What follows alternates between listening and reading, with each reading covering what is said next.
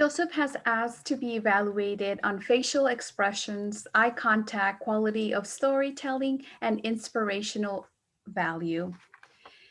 Our next speaker is no stranger to the traumas inflicted on the human experience, which is why he is such a visceral poet.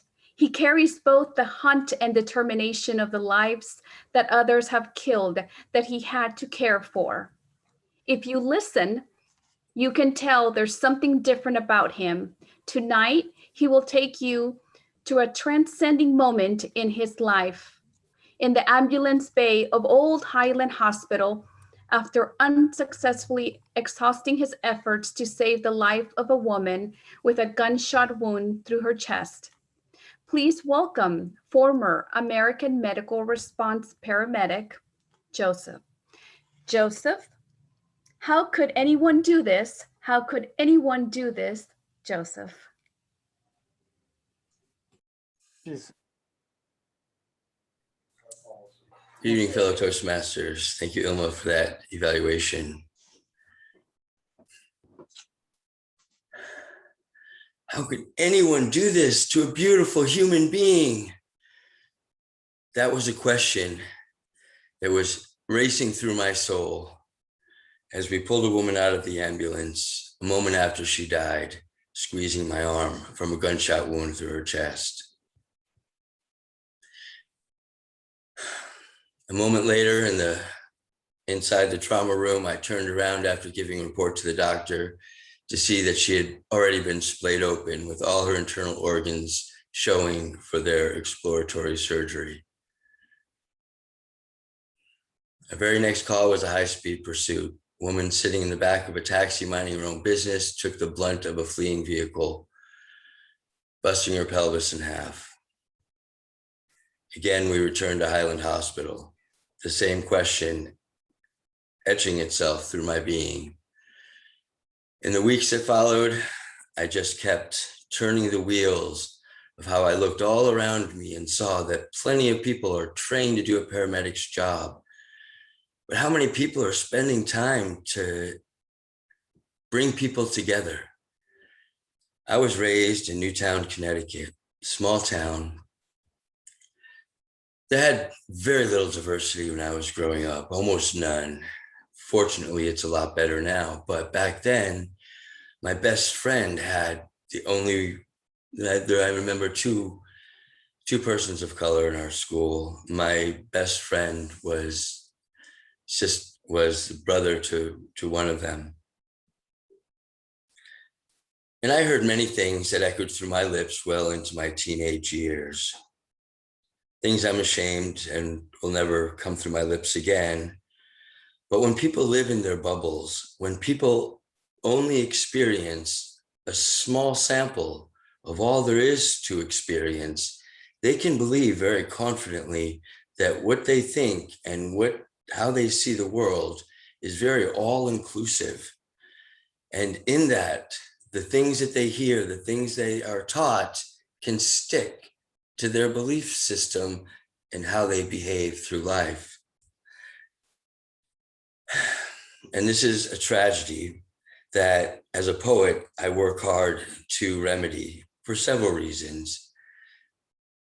My sons are mixed, so any war against anybody on this planet for any reason, my sons could easily be mixed into a category that is made up for some erroneous lust to do evil, to do wrong. Well, back to that night in Highland Hospital. We were dispatched to an unknown medical. We had no idea where we were to arrive at. Lights and siren, we show up. As we leave the ambulance, a firefighter runs out of the house, meets us in the stairway, in the walkway, to tell us that we have a gunshot wound to the chest. Of course, that is like the ultimate of, this is it. This is what we train for. This is why we are who we are and why we do what we do. We arrive, I enter the house to see a woman alone in front of her sink, on her knees, holding herself up, saying she can't breathe. desperately gasping, desperately trying to escape her situation, constantly repeating, "I can't breathe." The lone police officer who was there, and I'm doing my assessment, I can feel the bullet bulging out of her back. A very large round, very large bulge, but still inside of her body.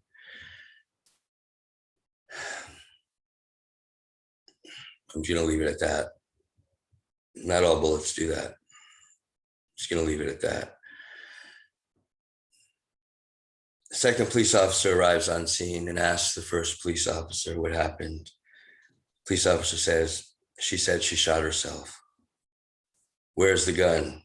the other officer inquired. There was an awkward pause, and they both went into another room. We continued our job. Desperately, she's trying to run from her injury. Desperately, I'm trying to decompress her chest, which I was unable to do. She grabbed me by the arm, looked me in the eyes, and told me, "I'm going to die." But she told me in a way of an epiphany. She was telling me what was up. She was telling me what was going to happen, because that's the way it was. And despite my words and her encouragement to hang on there, she died. Again, how can anyone do this to a beautiful human being? And someone may say, but if it's self-inflicted, there's your answer. No, because even if it's a self-inflicted injury that takes somebody's life, what is it that makes a person feel that they're not worth continuing? What is it that makes a person not recognize all the blessings that they've received? What is it that makes a person suddenly see all the negative things that swallow hope, that swallow patience, that swallow faith? Well, I set out to answer that, and at great expense. When I left the ambulance, I left the pay that went with it, but there was nothing more important to me than answering that question. How could anyone do this to a beautiful human being? And I believe it's all in how we look upon each other, back to that belief system that we've been taught. Those who are mature, those who are experienced, those who have interacted with others, who have had the chance to learn who people really are, not just what somebody says they are, they have more ability to recognize our commonness. They have more ability to be patient, to be tolerant, and to understand.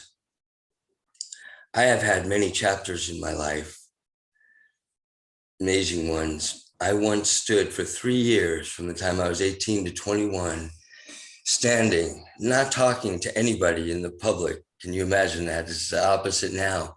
But I would stand silently with scriptures from the Revelation, not saying anything. Did I understand the words that I was holding? No. But it was a chapter of my life where I was exploring, where I was trying hard. I wanted to please this creative force, this life force that created all the trees, that created you, that created me, that we were told penned the words in this beautiful book that I just discovered for all its wisdom. And I drank that book up with a voracious appetite. I wasn't content to just want to quote the scriptures. I wanted to be friends with the person who wrote it, with the spirit that wrote it. And quite a journey it's been. I've had chapters where, like the prodigal son, I've wandered in my selfishness and my sin and done things that I'm ashamed of, that I should be ashamed of. But there comes a time in maturity when we look around and we see the time that we're in, and we see that we have to snap out of it and rise to the occasion. And what I see is that when one group doesn't like another group, when they hate and despise another group, it's a lack of information, it's a lack of experience. And that is why I left the ambulance, to take the blood of all my patients that I've seen, so many with images I won't play back to you. And in all of that, the same commonness that I see through humanity, that it does not matter any difference of hue of skin. It matters nothing of language or religion. It matters on how one individual respects another individual. If one individual truly believes that another individual is also created by that same force, then you're going to treat that person accordingly. The way we treat a child is how we respect their parent. And if we believe we are created by any name that we've been taught, any name that us mortals who are trying to figure things out give to something that we can't see, something much greater than we.